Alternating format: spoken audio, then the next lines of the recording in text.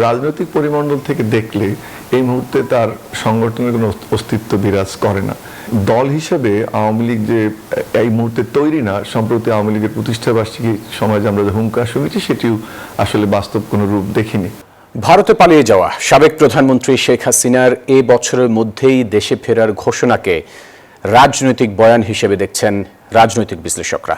বলছেন এই মুহূর্তে তার দেশে ফেরার রাজনৈতিক বাস্তবতা নেই। আন্তর্জাতিক অপরাধ ট্রাইব্যুনালের গ্রেফতারি পরোয়ানা এবং মৃত্যুদণ্ডের রায় মাথায় নিয়ে শেখ হাসিনার ফিরে আসতে চাওয়া ভূ রাজনৈতিকভাবে কতটা বাস্তবসম্মত তা নিয়েও প্রশ্ন রয়েছে। শাহ আলী জয়ের রিপোর্ট।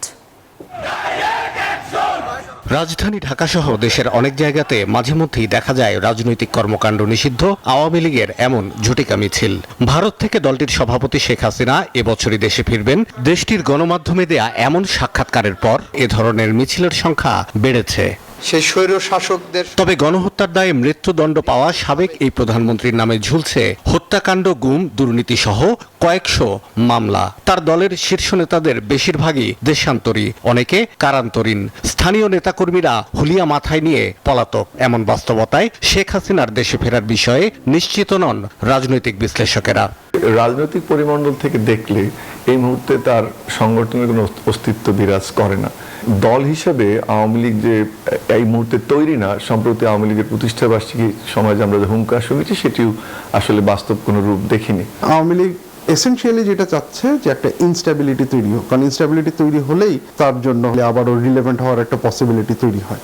এখন এই ইনস্টেবিলিটি তৈরি করার ক্ষেত্রে শেখ হাসিনার আশাটা সেই ইনস্টেবিলিটিকে খুব একটা ফুয়েল করবে না, যেখানে পলিটিক্যাল পার্টিগুলোর মধ্যে একটা মোরলেস এগ্রিমেন্ট আছে। এইরকম একটা জায়গায় এসে এই ধরনের চ্যালেঞ্জ উনি নেবেন বলে আমার মনে হয় না। মজুক বিরাট কারবার, জিতে নাও ফ্যামিলি কার, স্পোর্টস বাইক ছাড়াও লক্ষ লক্ষ নিশ্চিত গিফট। দেশে ফিরলে আইনি প্রক্রিয়া মোকাবেলা করা হবে শেখ হাসিনার জন্য সবচেয়ে বড় চ্যালেঞ্জ, বলছেন আইনজীবীরা।